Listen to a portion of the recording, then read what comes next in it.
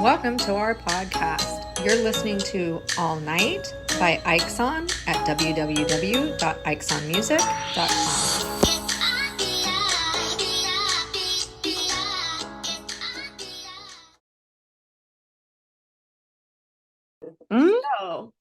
So glad you're here. Welcome to Why Complain When You Can Whine, making sense of the senseless, attempting to make sense of toxic nonsense while drinking wine. I am Dr. Jody Larman, licensed clinical psychologist in the state of California. Therefore, anything and everything we discuss on this podcast is purely for entertainment or psychoeducational purposes only. And tonight, because of our guest, I know you were here and I was just here, so I am using it's hard to see. Oh man, my HautéMess Mexico. Oh, there you go. HautéMess was great. I loved HautéMess. Brief little backstory. Spiritual Whistleblowers went on a cruise. I was going on another cruise to a totally different place and ended up, we went to the same place a week apart. Yes, our ships must have passed by at some point. Yep. And if I would have known, there were ships. I saw ships. I would have waved. I did wave. We went to Ocean Cay, Bahamas. We stayed for 2 days and we sailed, and then we ended up in Costa Maya.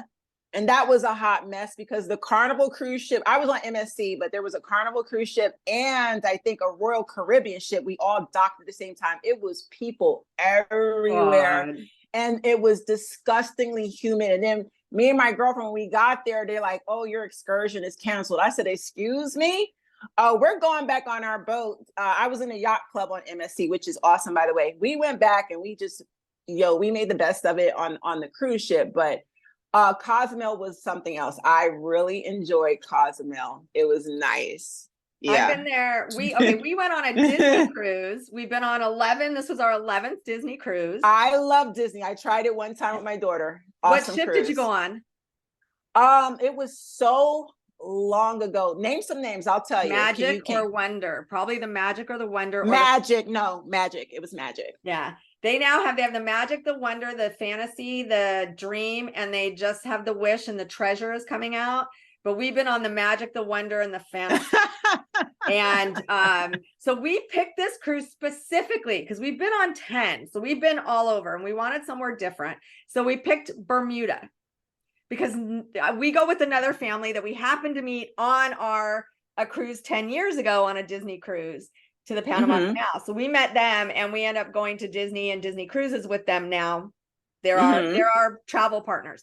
So we picked the Bahamas, and the day before we were leaving, Disney sent out an email saying because of Hurricane Lee. And let me tell you, this is what makes it even worse. My ex's name. No. And I'm like, are you kidding me? It better not be the name of the hurricane. This bastard is not going to ruin my time. Oh my God. And I bet you he was probably, because this is the narcissist that he is. He was probably like, yeah, I'm this hurricane that's going to be the toughest hurricane. Like they named it literally after him as a person. He would. What is the irony of that? That is crazy. I was like, you've got to be kidding me. So we ended up going to HautéMess, which I've been now 4 times. Grand Cayman. We went to their island, Castaway Key, twice, and the Bahamas. Now the weather was hot as fuck. Yeah. Hot. Smooth seas, great sailing. And then we got to Bahamas and we went to go on our excursion. And when we got to the boat that we were going on, the skies opened up. Downpour, like probably what's going on in New York right now. Oh yeah. It was terrible. So we went back to the ship and just kicked it and I love sea days on the ship much. I love sea days, but better than ports actually. Oh yeah, because me and my girlfriend, we actually, because the excursion was canceled and it was terrible in Costa Maya, we went back to the ship. We ended up having a pajama day in our room. Like we rented movies all day and we had free room service. So we had hot pizza and we was drunk off of our fucking Chardonnay. They kept, So we ended up having a pajama girl day in our room the whole day. And it was like so good. It was everything. So yeah, the at sea days I really enjoy. And sorry, but I just realized my camera is like, sorry, all over the That's place. okay. That's That's okay. That was I'm that was super podcast professional. Like I have never done this before. I apologize. My arms everywhere. Close up of my Yeah. tattoo. Yeah. Always. So, That's okay. but my wine today is California because I'm back home. California Dream. Yay! It is a red blend. So I got some vacation with me, and my water bottle, because I have to have water when I'm drinking, is my Disney 25th anniversary of their cruises. So yes, Magic Meets the Sea 2023, and it's got a little Mickey on this. So aww. So Ocean K, I'm trying because my daughter's my daughter's I don't hear 20. you. You don't hear me? Hello? My mic is on. Okay, there it goes. This is, again, so lovely. We've only done like a year of podcasts, but that's what makes it so much fun. It was probably that I just couldn't hear you, but everybody else could. I am so sorry. No, it's okay. With Disney, if you could help me refresh my memory, because my daughter is 23 and I took her on the Disney cruise about 10 years ago. And I know one of the stops is that is it Ocean K, where they do the barbecue on the island? Castaway K. Yes. And that was they have so cookies, good. barbecue and cookies too. And then they have Serenity Bay, which is the adult side that has adult barbecue there. Yeah. My daughter had the best time. And then they had the club for the kids on the boat. She like left me the whole day. She was in that club. I had to pull her out that club. Yep. Free ice cream all day and pizza. I said, come in the room. Like she stayed all day. Mm-hmm. I had to like drag her out of the kids club. So you just brought back memories.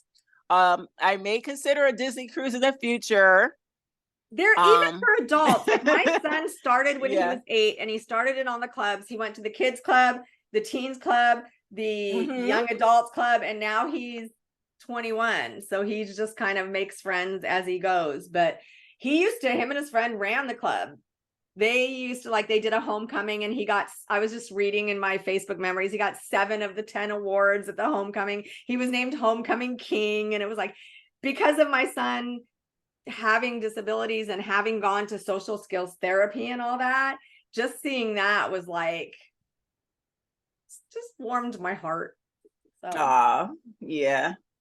Wow, well, I'm glad you had a good time. In case any of you are wondering, if you have not watched our podcast, then you're like, who is that other person?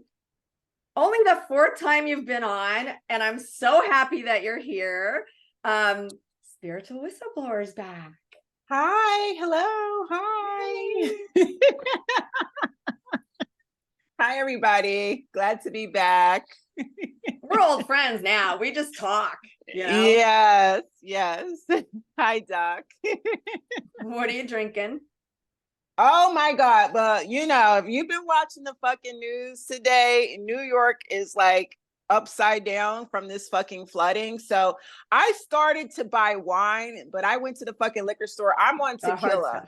I just listen, I'm trapped indoors. I cooked. I said, I'm not leaving the house the fucking weekend. The rats are running around wild because the floods brought them from underground.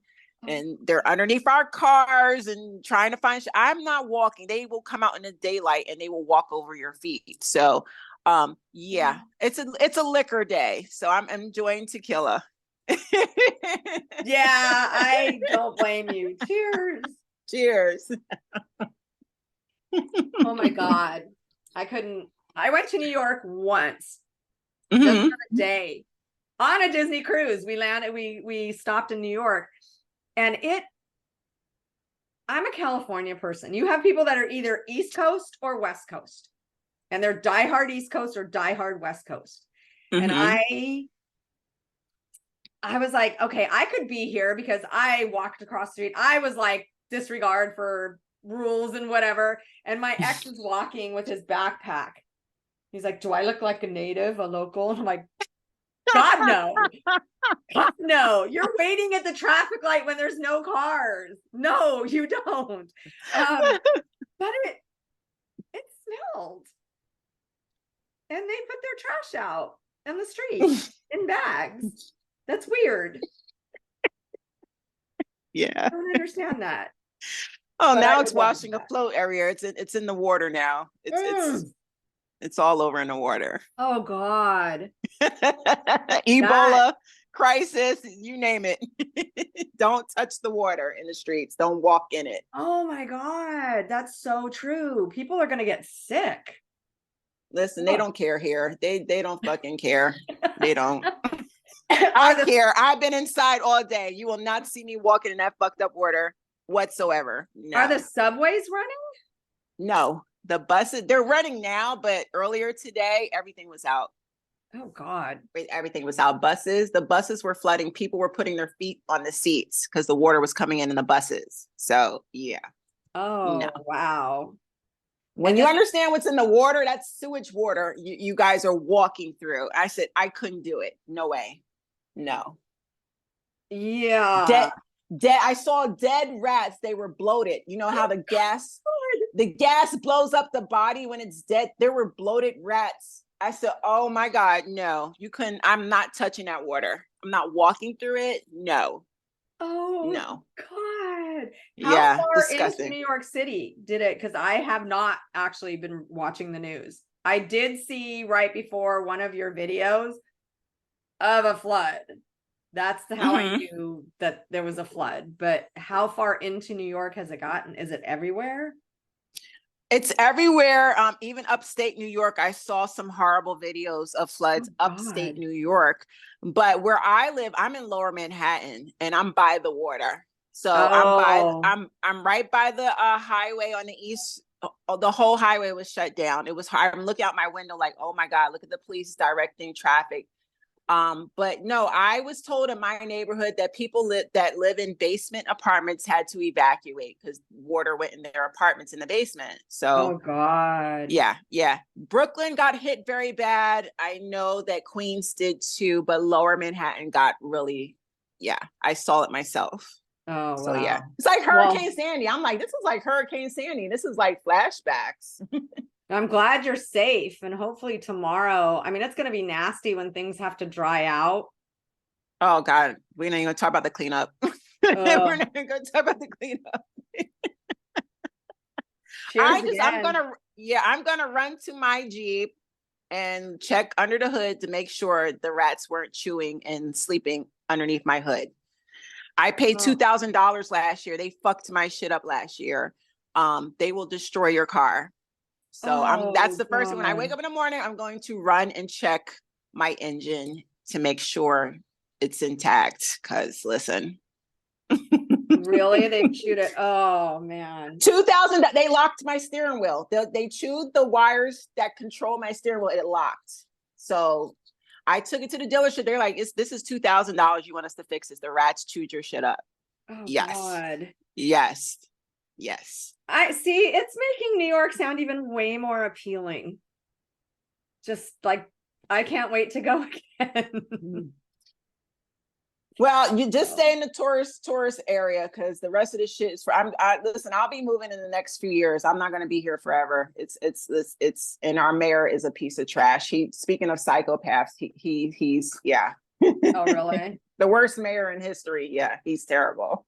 Well, then you have who used to be I don't want to get political, but then you have a crazy ex-mayor too. So Oh, who? What? Giuliani? Which one yeah. are you talking about? Yeah, Yeah. Giuliani, De Blasio. But this mayor right now is so bad with the immigrant crisis. They're pushing homeless people, New Yorkers that are homeless. They're pushing them upstate, and they're to make room for the immigrants to take over the homeless shelters. And I'm like, after today, and all these people that are flooded out that live here in New York, they're going to need shelter now. They Yeah. have nowhere to go.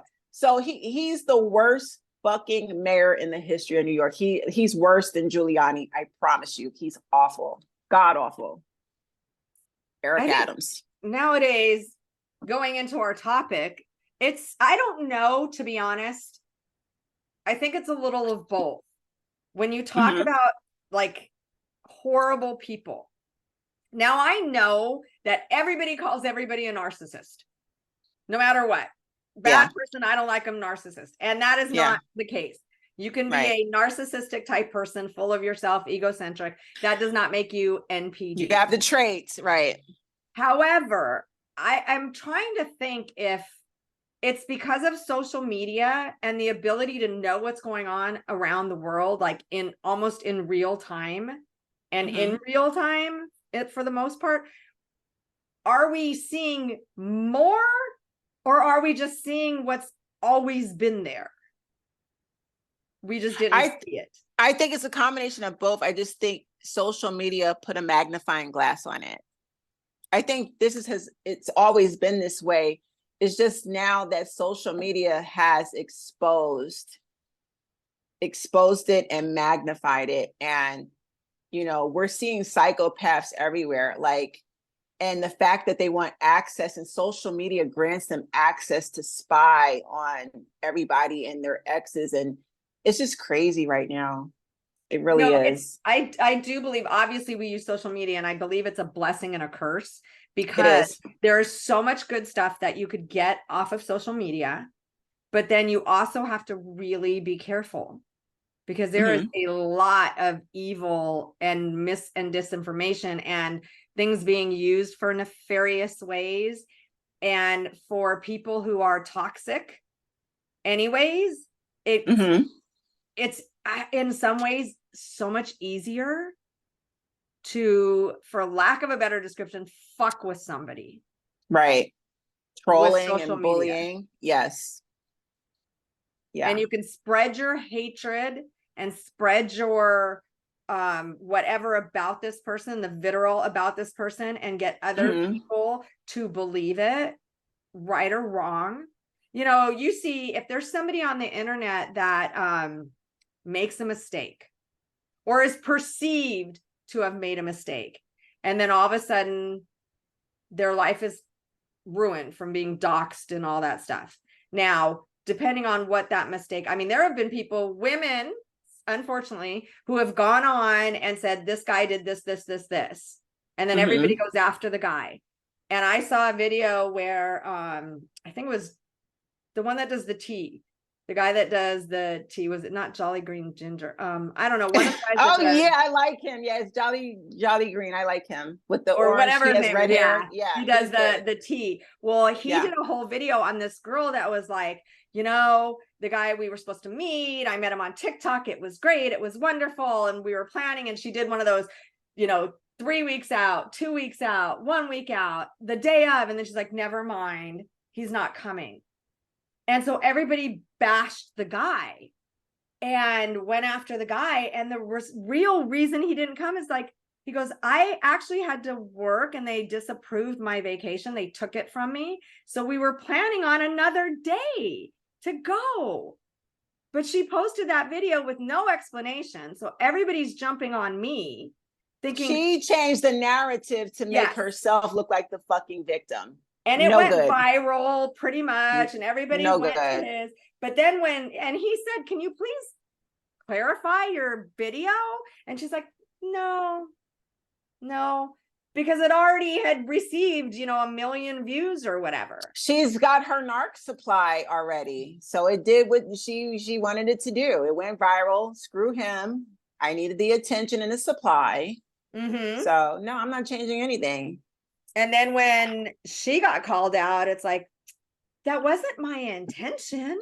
No. Yes, it was. I'm sorry that you guys interpreted my video without any explanation, because that's what I wanted you to do. But that's not what I meant. It wasn't meant to bash him. So I think we're also seeing a lot of that on social media now too, where you sound like Kim Kardashian. That phone call between her and not Chloe, what's the other, Kourtney, that's going viral right now. You sound just like, did you hear about that? No, I have not. Every narcissistic trait came out of Kim on that phone call, and the whole social media is dragging her for it. Oh, that's all I will say. You're with the way that you're describing this young woman and what she did to this man. That's what Kim did to Kourtney on the call, and then Kourtney ended up in tears by the end of the call. Kim was deflecting, and it wasn't me, and me, and she teamed up with Kourtney's friends and had a group chat about her and gossiped about her. It's like, it's all, Kim is terrible. Oh, Kim is awful. Don't care for them. Yeah. And I think I don't like all of them. Now it's also so much easier that even if you're not NPD or a cluster B, but if you're toxic, it is easy to post a video and then be like, oh, I'm sorry if that's, like I have said before, I'm sorry if I did not mean to offend you. I really didn't. And if that's how it came across, I apologize. There's a difference between that and going, I didn't, you know damn well when you plan something to go a certain way, I guess is how I should say it. Like, yes, you know how everybody's going to interpret something. And then you're like, I'm so sorry. If that's how you guys interpreted it. And so I think you get a lot of, it's a lot that wasn't my easier. intent. That wasn't my intent. And listen, no, I But hate you when do they do that. nothing to correct it. That's the thing. You do nothing to correct it. If that Absolutely. wasn't your intention, then you would make a video saying, my intention was actually, right. and I worded it, even if it's not. See, there's so much disingenuous. And now it's getting harder to know because people are getting to be really good actors too. Super. So what is genuine and what is not? That's a hard one too. And so you have to go back and you have to know the person, look at the person sometimes. Let me ask you, someone asked me this question and I know immediately what my thought was.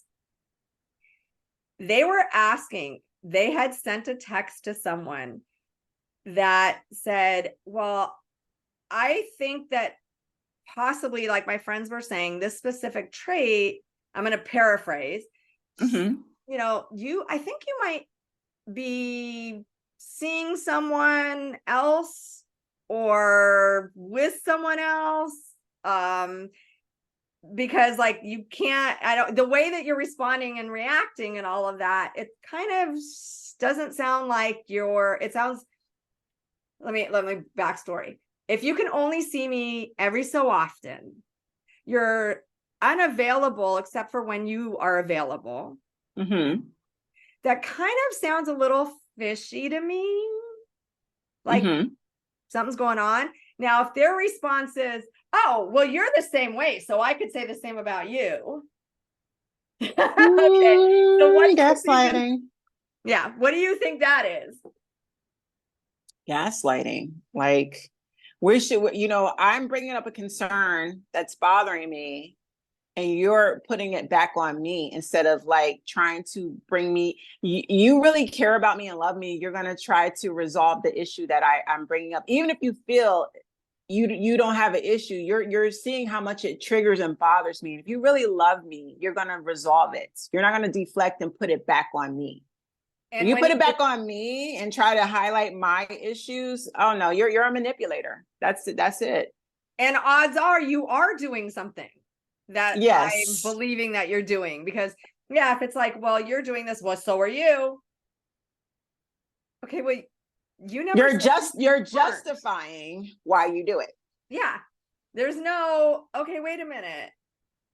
You never answered the question, or you never denied the question. Right.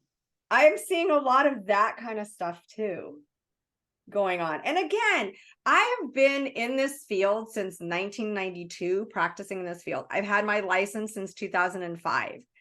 And I'm seeing more and more. And I don't know, again, is it just that I'm more in tuned with this? But I am seeing so much of the deflection and the gaslighting and the mind fucking circular talk from people more than I've ever heard before. I saw a video. I don't know if you follow Dr. Jordan Peterson, but he mentioned the power that social media has with psychopaths. He said this new age, we're going to see psychopaths are really abusing it into the grounds. Yeah. It's a scary time for people empaths. Don't understand is abuse. I think from what I see on social media, from the comments that I get on my posts about abuse, people still have this notion, and I see it a lot in Gen Z, actually, more than anything, That abuse is more like physical abuse. Or, well, you're not hurt, so it's not abuse.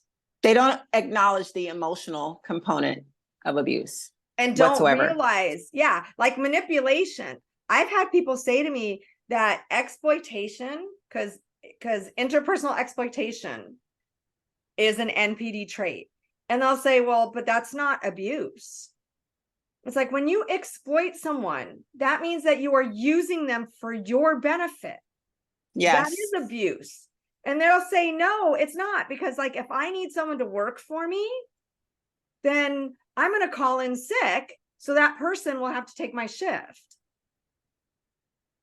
But you're abusing that person in a way because you're not sick. You're exploiting their ability to work for your own personal gain. That is abuse. Just because you don't think it's abuse. Right. So people don't look at that kind of stuff. There's, like we had talked about, there's financial abuse, there's cyber abuse, there's immigration abuse, there's emotional abuse. There's a lot of different types of abuse. And people just think, well, yelling is abuse. I had someone, they were saying, well, they're not really abusive. We just never speak. They don't ever speak to me anymore. We're in a marriage, but they don't ever speak to me. Abuse. That's what I said. I go, that's still abusive. Mm-hmm. That's emotional abuse. That's psychological abuse. Yeah. Now, I'm not saying everybody should run around saying, I've been abused. You didn't talk to me. It's abuse. But when you've been in relationships that have been abusive, and then you notice it when people aren't communicating with you, when people are, I mean, if somebody says, let's see, I'm trying to think of a good example. If somebody says, well, I need you to do this for me. And if you were a really good friend, you would do this for me. I'm giving That's manipulation. And it's not really, again, just people are not bad people and they're not manipulative overall. If they only do this kind of once or twice, because we probably all have done right. Hey, can you do this for me? I need you to do this for me, whatever. There's someone that practices on a daily basis. They do this all the time. Yeah. That's the thing. When it is a pattern of what they do over and over and over. It's their way of life. It's how they function every day. They can't get by every day unless they're manipulating somebody. Then it's a problem. And manipulation comes in many forms. And I know you were talking about earlier financial abuse. You and I were talking about it briefly, chatted about it. There are a lot of people who don't handle the money in their home. Right. And they don't see the money in their home. And they get an allowance possibly. Now, that's not a bad thing. Like if you have a couple and they agree, you're going to get this much, we're going to get this much for this. It's like budgeted. Yes. Everybody has access to the account. It's a joint account. They both have access to it. They both know what's going on. But for our budget, I get to spend $200 discretionary dollars every 2 weeks or whatever. That is not financial abuse. Financial abuse is you get $200. Don't ask questions. I get your paycheck, or you don't get a paycheck. So you don't even get to say a word about the money. The money's in my name. I may not necessarily pay the bills, but I'll tell you what bills to pay. So you could write the checks, send them off, or, do whatever you have to do for auto pay, because I'm not touching that. But you are not going to know shit about the finances in this house. Or we can spin it around to the brokies that actually use their wives. The wives is paying most of the bills because he needs extra money to spend on his side chick. That's financial abuse too. Or like, I don't know if you saw the Tyler Perry fucking viral video where he's telling Black women that we should be happy with what we can get. If a man is willing to just offer to pay the electricity bill, we need to just be happy with that. I said, that's financial abuse right there. Why the fuck would I settle for that shit? I might as well be single. I could pay my own goddamn bill. That's financial abuse. Yeah, he said that. Yes, he did. Oh, and I really liked him too. Or I thought I did. No, you know what he did, Doc? He's a big narc because he hid his misogyny until he made his money off the backs of Black women. He built his audience. He got filthy fucking rich. Now he's in a position where he's a fucking billionaire. The mask can come off. He can say what he wants. So now he's basically, that misogyny came on out, and you got to know his childhood upbringing. He was molested and abused by, his father or stepfather, and his mother didn't do anything about it. So he has that hidden resentment towards mom.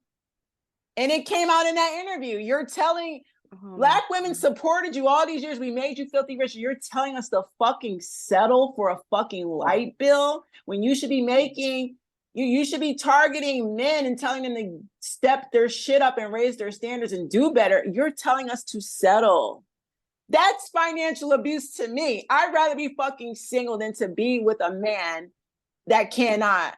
I want to be provided for. I look at the women in Dubai. I saw a video today of a wife in Dubai. She gets a fucking allowance, but her allowance is so fucking big. She shops at all the luxury stores every day. Her husband takes good care of her. Mm-hmm. Hey, I'll sign up for that. Give me a fucking allowance. My husband, I'm well taken care of. Hey, we good. But you're telling women to settle for a man that can only pay the fucking light bill. If you don't get the entire fuck out of here, Tyler. Yes, he did say that to us. And you know what's even more scary about that is because typically financial abuse doesn't stand by itself. No. There's verbal abuse. There's other abuse going on there. Because a man isn't just, he'll take care of you. If he's going to give you this big ass allowance, he's probably treating her well, whatever. But when someone is potentially, you're lucky that I'm paying the light bill, they're probably not like, oh my God, I'm going to wine you and dine you and treat you like a queen in every other aspect. Oh, hell no. No, he's going to resent you. He's going to resent you, number one, because you're more ambitious and work driven than he is. And he's envious that you're getting, he's put you in this space where you have to be more masculine than him. And he's now the feminine, in the relationship, the dynamic. So what does he do? He's going to cheat on you to make himself feel better because you're the fact that you're more ambitious and you're the breadwinner, even though he's happy you're paying most of the bills, he's going to resent you. I've done this so many times in relationships. I've made more money and it never ends well. No matter how much you do for the guy, spoil him, cook for him, he will end up resenting you in the end. The benefit of that, if you will, indulge for a minute, because those same guys are not going to be good guys anyways. Because it's like, well, if I wouldn't have done that, or if I wouldn't have been so independent, maybe. It's like, no, they're that way on purpose because initially they love that independent part of you because they don't have to put money out. Right. But then it's like they also don't like that they don't like that you can take care of yourself and you don't need them. That too, resentment. Yep. And the good thing is because you don't need them, unfortunately, when they do leave, it's for the best, actually. But it's like you're not as emotionally and physically, and I mean emotionally and psychologically, yes, it hurts. But it's like, okay, I can tomorrow, like when my ex, I have my own home. I'm self-sufficient. I didn't need him to support me. So thank goodness when we split up, it was like my life kept going. I didn't have to pick up the pieces of that. Yeah, right. Mentally, emotionally, and all that, it was hard. But as far as picking up the pieces of my life, no, it was like see ya. My life goes on, my bills are paid. That's I don't right. skip a beat. So being independent, because people might hear and go, well, then maybe I'll just let them, like I've had people say you shouldn't put that you're a psychologist or tell them you're a psychologist when you're dating. Why not? That's exactly. It's like, if a man can't handle them, that's on him. If he has a problem with my education and my level of, I have a doctorate degree and all that, that's his fault or his problem, not mine. But sadly, women will be like, okay, well, I'll dumb myself down in essence. And you should never do that because it never ends well. No. Never. No. And that same guy who took advantage of you because you were independent, because that's what they're doing. They're taking advantage of it, but yes, they resent it, but they take advantage of it, but they resent it. Yep. And so that's hard for them. But at least when they leave, you do have the satisfaction of, I am still independent. I am still self-sufficient. Whereas they now have to find, sadly, someone who isn't self-sufficient so that they can string them along, make them dependent on them, and then discard them regardless. Oh, they run and hide in their next relationship, and they try to hide behind the woman. Oh, we're wonderful, we're doing well, blah blah blah blah. That's all they do is hide. But I figured out. Go on, sorry. I also figured out that what I saw is a pattern too with these men, especially the men raised by toxic single mothers. If their mothers crippled them in a way that they want their sons to be loyal to them before their wives, and like their mothers have taught them a system of I'm going to disable you and cripple you, but I don't want your wife to make you a better man than what I did. It's like he goes out into the world and he repeats the same cycle that his mother taught him. So in essence, when he gets with you and he knows you're more successful and you make more money than him, it's good for the moment. You're paying all the bills and you're making his life easier financially, but he's still, he knows in his heart he's supposed to be the man. He's supposed to lead, provide, and all of that. That's where the resentment come in. He's going to do what his mama taught him to do. What has been normalized in childhood is, my mama crippled me, so now I'm going to cripple you. I'm going to drag you and use you for all your money. I have a gambling addiction, porn addiction, weed, alcohol. He's going to need money for different things. And because we're so loving and we think we're building a future with this man, we're going to get married, that's what he wants. We end up giving him, we end up becoming the mother and giving him money and stuff.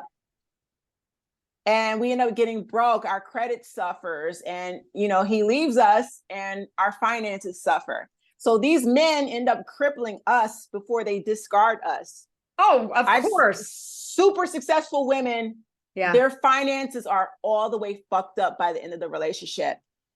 And that's something he learned from his family, his mother or whatever. It's a system of disabling and crippling somebody, and then discarding them like trash before you walk off into the sunset with your new lover. Have you ever seen the show? It was on TLC. I don't know if it's still on or not, but it was called Mama's Boy, or I'm in love with a mama's boy, or I'm with a mama's boy, or something like that. I've heard of it, but I haven't seen the series. I watched some of it because sometimes my son and my like guilty pleasure is 90 Day Fiance. We'll have it on and we'll talk about it. But and so this was on, I think, after it. But it's like the mom, it's like, it's pretty disgusting that the moms are like this with the men, and the men are so enmeshed in the mom. It's almost incestuous at times. It is. And a woman comes along, and that woman, I mean, there's times where I know it's for the TV, that it's built up for drama and stuff too, but I wanted to be like, are you fucking stupid? Like, the girl will say something, I want this for my wedding. And the mom comes in, she's like, no, he's going to wear this. We're going to do this. You're going to do that. And the son is just like, okay. And the wife to be is like, that's not what I want. And the son can't say shit. He's too Right. afraid to say something to his mom. So the mom is pulling all the strings in this. So when he gets with someone, mom's still in the background. Mom's not gone. And mom is controlling his finances too. She doesn't want you to take his money. So she's keeping tab of everything, because if he's spending money on you, she's going to look at you like, you bitch, you're taking my money from me. Yeah. So that's an issue too. That's also financial abuse. She will help him cripple you. Yeah. She will help him. I've been in this situation so many times. The mother is helping him destroy your fucking life. She's just behind closed doors doing it very insidiously. Or there are times where she's out front too, like according to the show, she's right front and center doing it too. So they're not just behind the closed doors. There was one mom who they were going on a romantic getaway to Vegas, and mom was like, "I'm going too." And this you're like, not. Oh, no, you're not, honey. You're not coming on my vacation. And she was there. I think she even wanted them. They were getting a suite, and she even wanted to be in the suite with them. It's like, yeah, there are so many. No. And you know what is interesting with those? I think they were all single moms. Or if they weren't, the dad was very submissive and silent and just kind of went along with it. Oh, the Jezebel Ahab dynamic. You know, in the Bible, Jezebel was the more dominant and Ahab was the toxic codependent. He more so took orders from her. So it's that dynamic. That's what I always refer to. Yeah. And that's my mother and her husband. Oh, really? Oh, yes, really. Yeah. Growing up in that, that is. Did you notice it when you were young? Oh, totally. She was in control of money. He was a drug dealer. She controlled his money. Oh. His mother hated her. My mother is a money hungry, very violent, very violent. Furs, diamonds. She actually got him locked up. She's the reason he ended up getting caught by the feds. But before that, she was cleaning him dry. She got a beauty salon. He bought the beauty salon, paid for everything. Money hungry. So I saw it as a child. I saw all of it. And I said, these women are dangerous. My grandmother is just like my mother too, my father's mother, which is why I feel like my father married my mom, because she's a carbon copy of his mother. So those women are dangerous to me. They're dangerous. Did you tell me your ex, his mom was like that too? Or she's very money hungry, and but she's more on the covert victim side. She's not out there. She's not overt. She was more insidious and sneaky with him. My mother is out there. She's fuck you, I'll do it in your face. Like she doesn't hide what she does. But his mother, she does it, but in a very sneaky, covert way, more covert, narcissistic, insidious. But no, my mother and grandmother, they don't hide what they do. They're very out there with it. How did your mom get along with your mother-in-law? Your ex-mother-in-law, excuse me. They've been enmeshed since my mother was in high school. Oh, wow. To the point my grandmother was playing matchmaker. She wanted to play matchmaker, put my mother with her other son, and it didn't work out. So she put my mother with my father. My grandmother paid for the wedding, extremely controlling. So she's had a hand in my mother and father's relationship since their teenage years. And her and my mother are like this to this day. To this day, my grandmother's sitting in a nursing home, and she wants my mother to yeah. Because usually, well, then did your mom have brothers and sisters? Oh, she has tons of them, lots of them. Was your mom the golden child? Yes, because she was a love child. My grandmother was a whore, had an affair on her, with another married man, and got pregnant with my mother, and treated my mother like a disposable, like dirty little secret, and tossed her to my great-grandmother. My great-grandmother raised my mother. My mother had no connection to her mother or father. She was like a dirty little secret. So she was spoiled because of that. My great-grandmother spoiled her and gave her whatever she wanted. and they created a monster. They created a She gets monster. along with her mom though now, which is interesting. My grandmother's deceased though. She's deceased, Oh. but but she was the golden child because of the way my grandmother treated her in her early childhood. My grandmother made up for it by spoiling her and giving her more attention than the other siblings, or priority.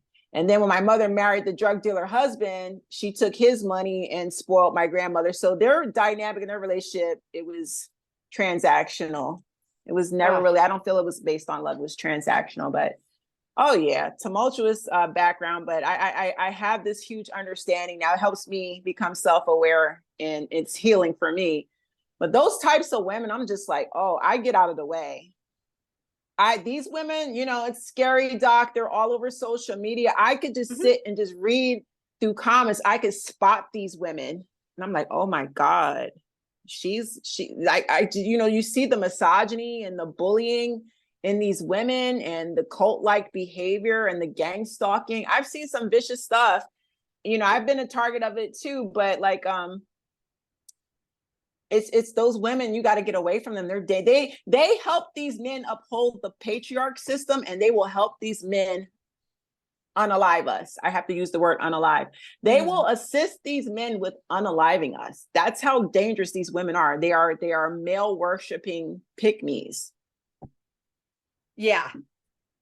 And I see, again, I don't know if it's social media that's bringing them out, but I don't remember this prior to social media, it being, I guess because the circle was smaller.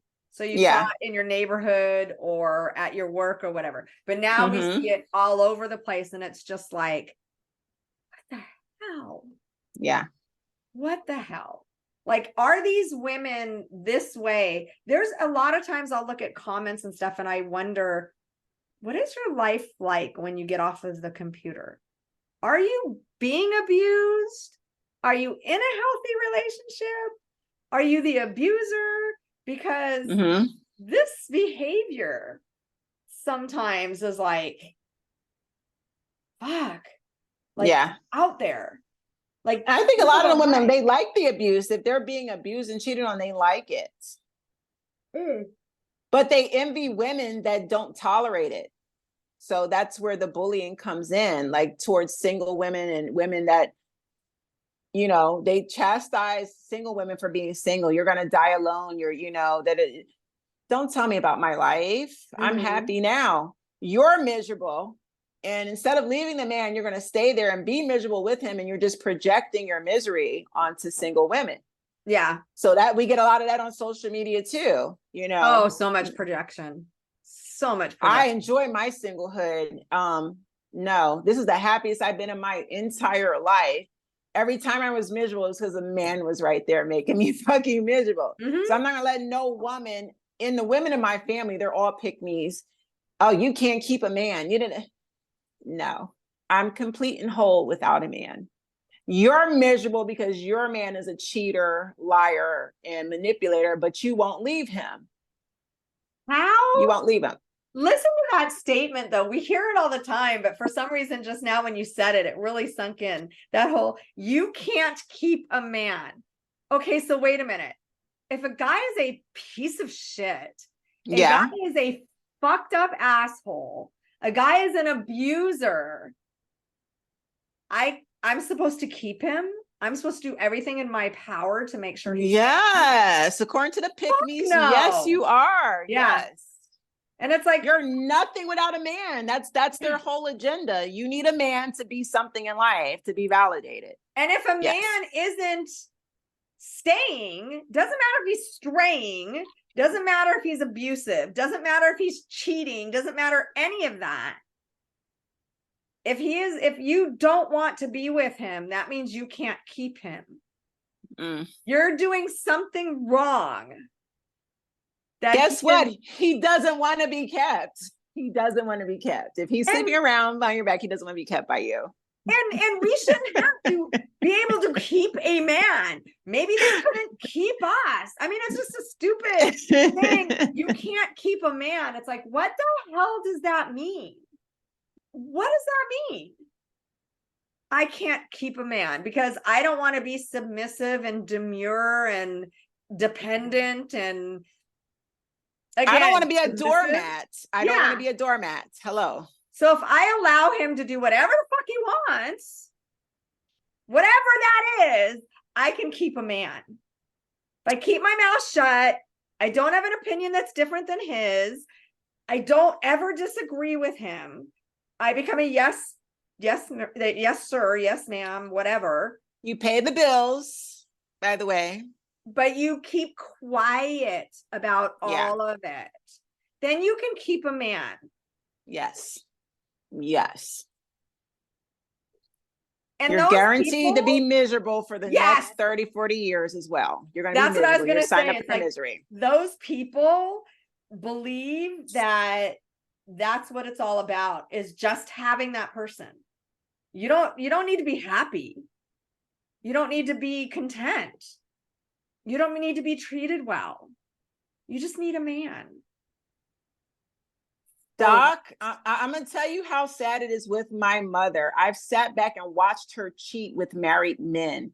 She doesn't even live. She's been married to her second husband for over 30 years. He lives in a nursing home, by the way, because she doesn't want to take care of him.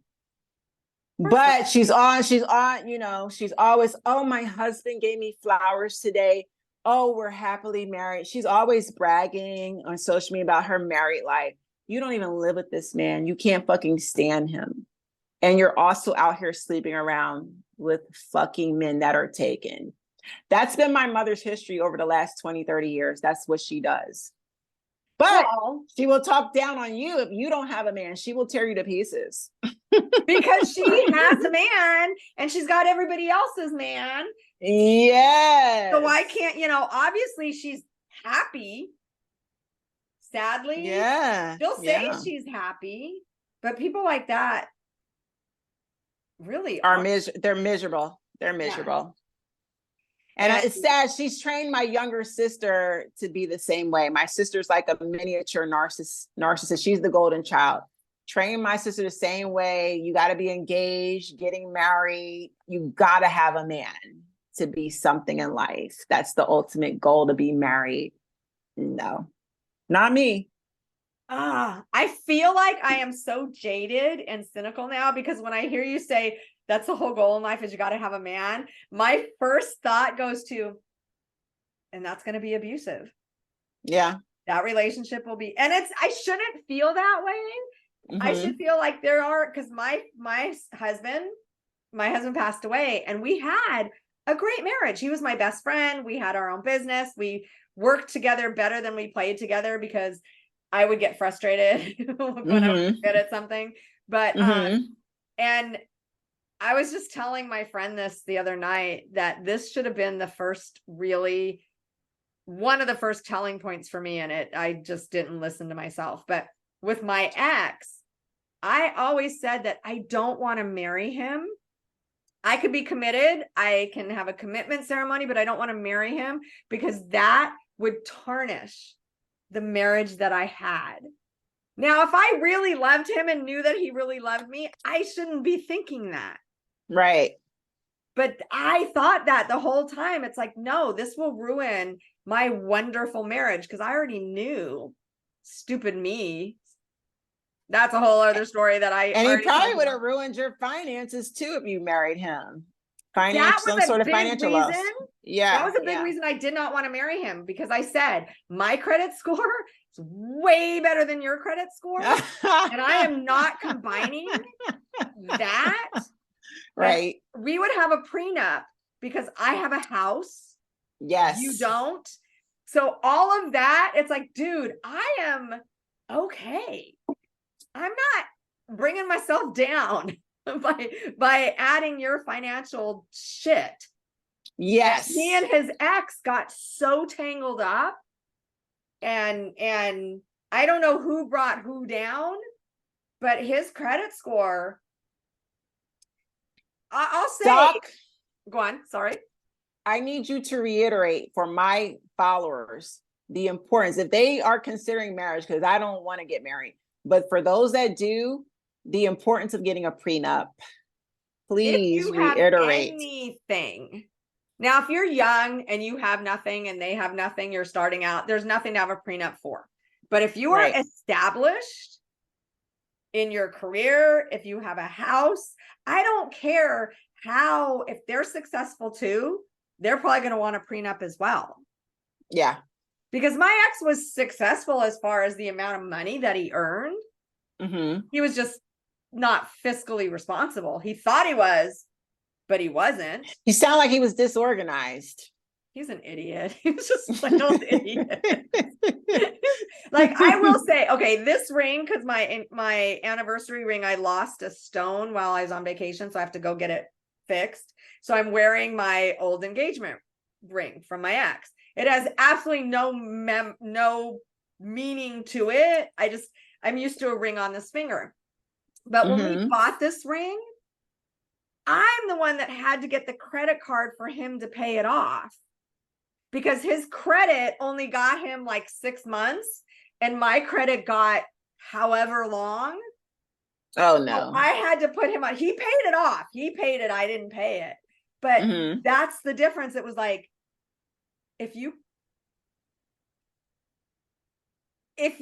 value stuff like your credit score, stuff like your ability to have a home and pay your bills and be comfortable, yeah, you need to not lose your head when you meet someone, right? And you're gonna get married. It's true love. He would never take advantage of me. I am actually in November going to a week course to become a certified divorce mediator.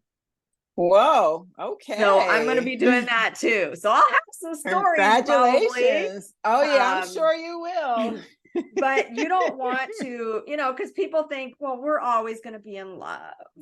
And a prenup is more like already saying we're going to be divorced. No. Prenup is protection, darling. You better protect and cover your tail. Because I've seen some messy divorces. Yeah. And people that had money. And when it comes to, again, I don't really have any desire to get married again. But me either. For people who have been married once or who have been in a toxic relationship and got out of it and are thinking one day they want to get married, whatever. And this goes back to not being able to keep a man or keep a man. If you need a man in your life, that's a problem. Super problem. You really need to go to therapy to learn to be comfortable in your own skin, to love yourself, to have self-worth and value. And I would like a man in my life to benefit and bring and add to my life. But I know what I already have. So if you can't add to my life, and you can't make my life boost up more than what I'm doing for myself, what do I need you for? Exactly. What do I need you for? You should never, honestly, I don't like to say never, it's an absolute, but literally you should never need somebody in your life. You should want somebody, but never need. Because once you need someone, it'll make you codependent. It'll potentially trauma bond. That person it just opens the door for not good things. No.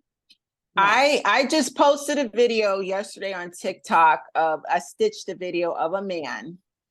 He lives with his woman and she's busting her ass working 2 jobs. And it still was not enough to take care of the family. So she went and applied for food stamps and she got denied. But the reason she got denied is because the person she was living with, her man, he applied and he got the food stamps and he didn't tell her about it. He's secretly spending the food stamps behind her fucking back. So I tell women, these men will literally use you as a placeholder. They'll get into relationships with women to build themselves up. If they have kids by other women, they need a babysitter. There was another guy on TikTok, like he tried to coercively control the baby mother. He won sole custody, and he's still angry that she will not deal with him. She doesn't even want visitation. That's how bad she doesn't want to be around him. So he's complaining that he's stuck with the child full time, even though he won full custody. He didn't want full custody. He wanted to He wanted to control her. Yeah.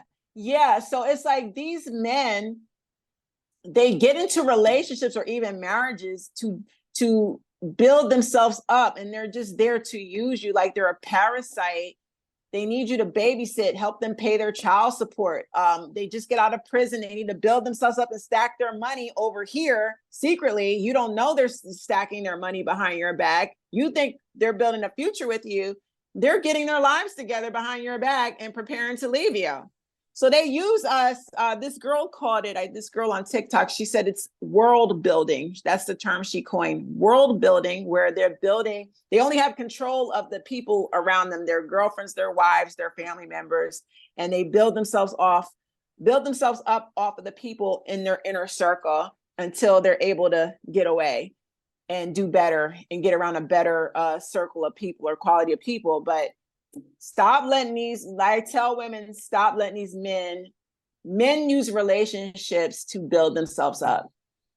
And they don't even love you or like you. They dislike you, but they need you. They need you.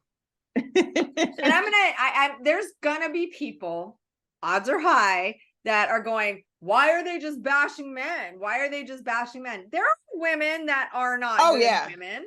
There are women that will latch onto a man for money. Yes. There are women that will do the same thing. However, historically, women, unfortunately, are more vulnerable to it. Yes. And that just goes with the fucking patriarchy and the ability to earn money and stuff like that. Yeah. So we're not, because I know that people are going to be like, oh, they're just bashing men. They just hate men. No, we're not. That is not it. Because there are women that are just, what do they call it? Gold diggers. Yeah. There's even a word. They call them gold diggers. Sometimes they're worse than the men. They're more sneakier and devious than the men are. And they'll have more than one man. Oh, totally. That's my mother. Totally my mother. So it's not just men. It's toxic, period. Mm-hmm. So if there are any men listening, calm down. Calm down. Yeah. But again, when I say about not needing a man, even a man shouldn't need a woman. Right. But most of them do. They cannot survive without women. Most of them need us. They do. They need a second mommy. They need a second mother. I do think that that men have a harder time being alone than women. Oh, it's a struggle for them. Yeah. Totally. And I know that because I did my dissertation on conjugal bereavement, and men don't, when they've been married and their spouse dies, within a year, they'll find someone else. Not out of disrespect for the spouse, but because they need that companionship. Mm-hmm. They need someone there. And then they also expect the woman to be grieving with him while he's grieving his late wife. Men need the companionship. Women feel, I think, like they need the stability. Mm-hmm. But I love it because I'm talking to more and more women, and this sounds so feminist and all that, but I don't care, that are like, I'm really liking being by myself. I'm realizing that I really like being alone.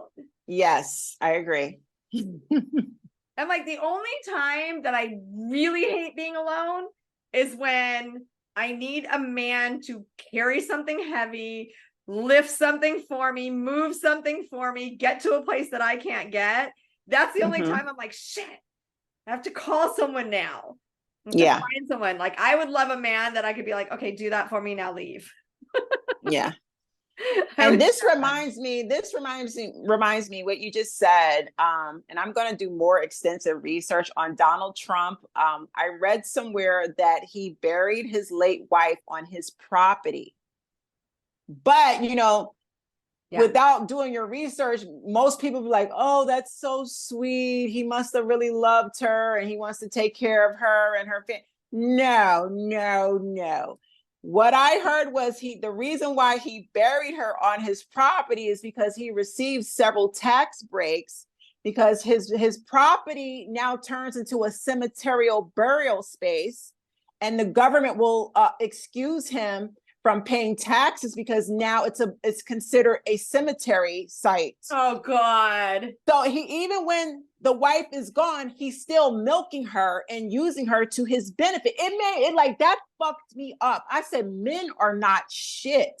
Ladies, we really got to get it together and understand how their brains are wired to fucking milk us to the fucking end. Even after we're dead and gone, they're still fucking going to benefit some type of way off of our loss.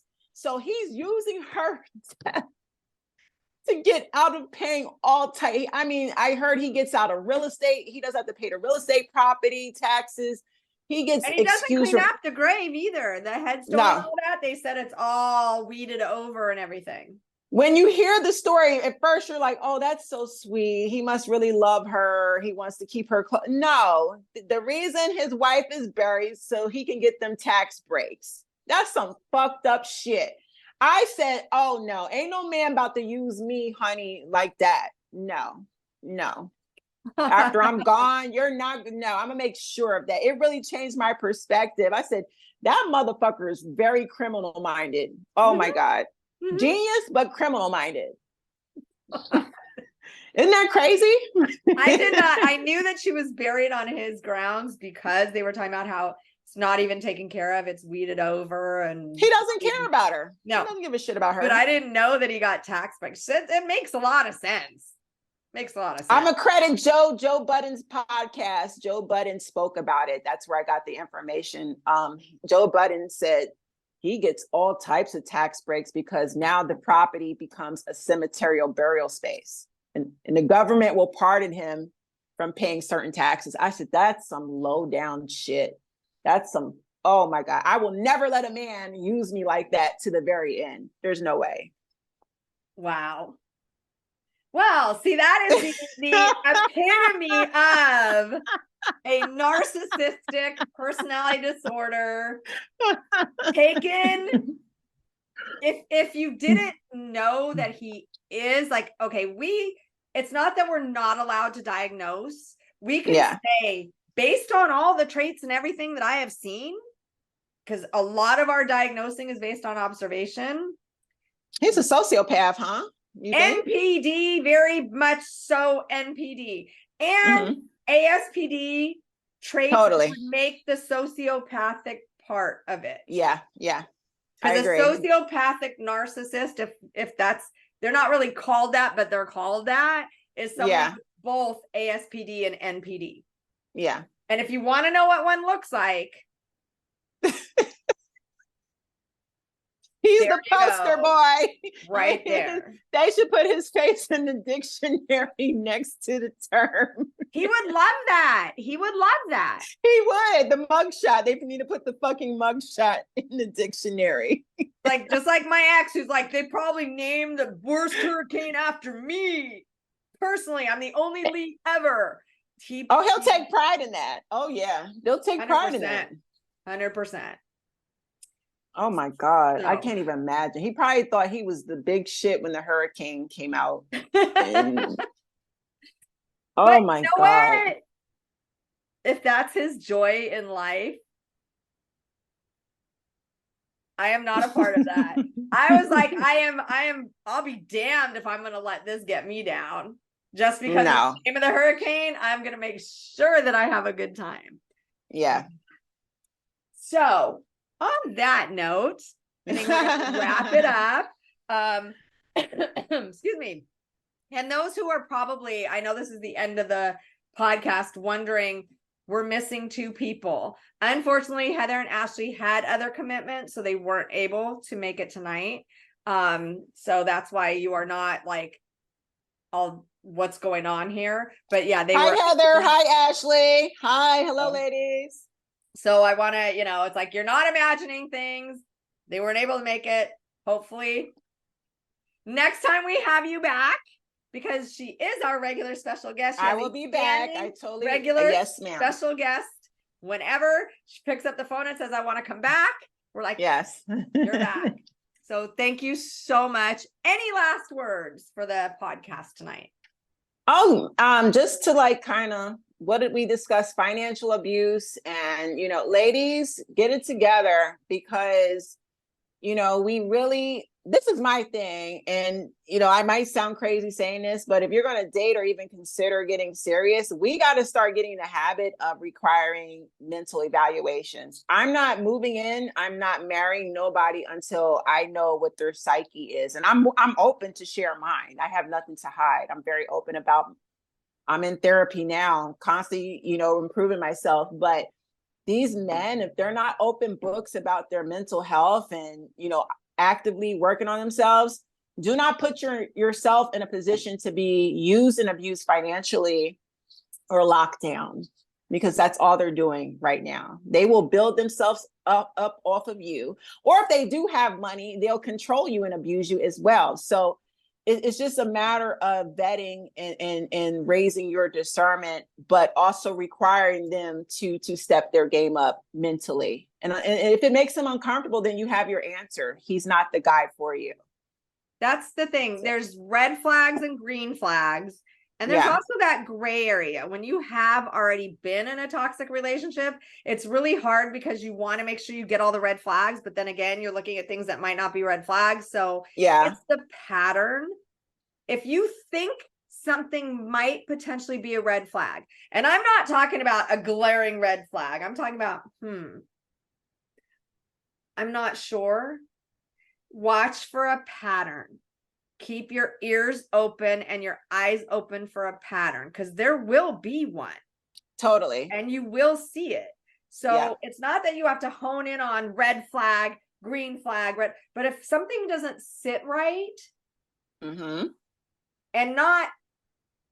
not hit you upside the head, not sitting right. I'm talking about, I'm really not sure about what he just said. Right. Stand on that feeling. Do not ignore it. Ask questions, listen to the answers, watch the behavior.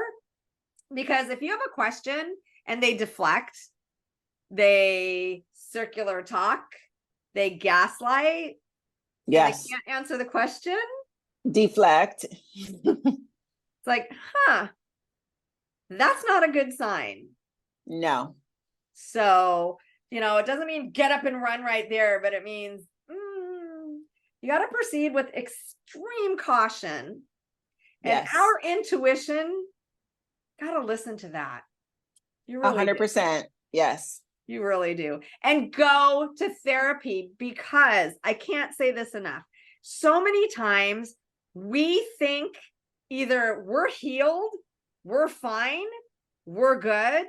Even if it's been a little bit since our last relationship, we don't know. Sometimes when we get in a relationship, we get triggers. That, like, recently I was triggered by something. I was telling my brother, I'm like, whoa, I hadn't felt this way in like 5 years since I left my ex.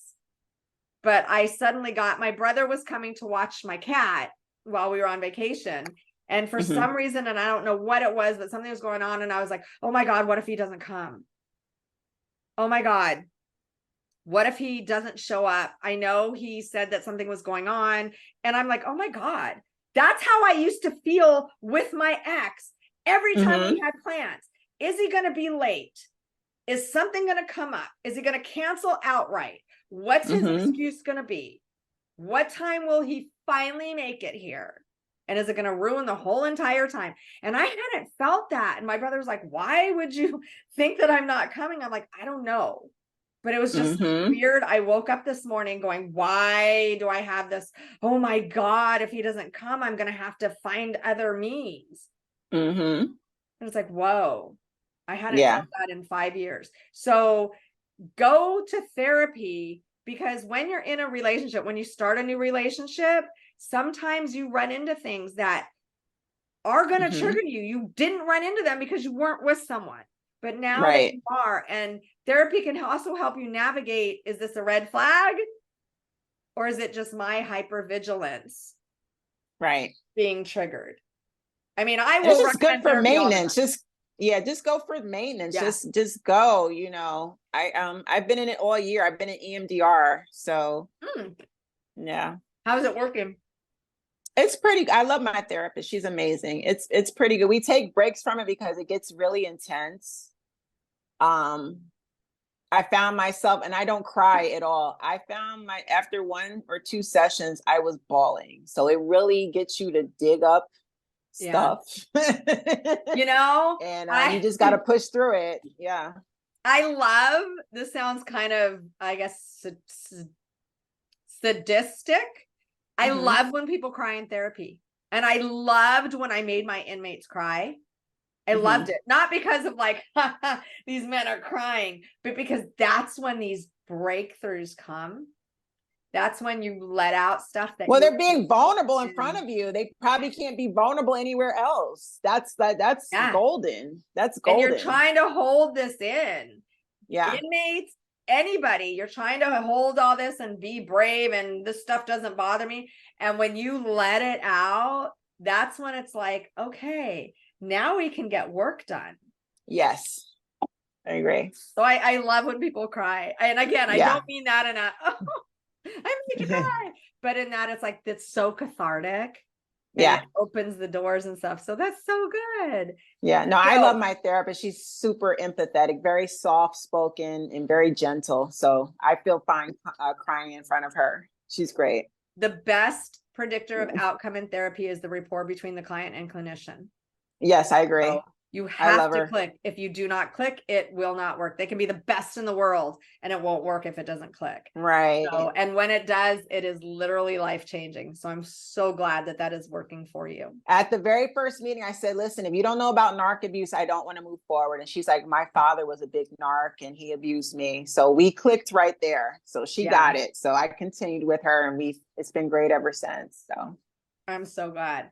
So now we are wcwycw1@gmail.com. If you have any comments, if you want to ask Spiritual Whistleblower any questions, if you want to let her know you want her back, put it in the comments on YouTube, on anything, on WCWYCW1. Click the little bell on the top of the notification button that lets you know every time we drop an episode.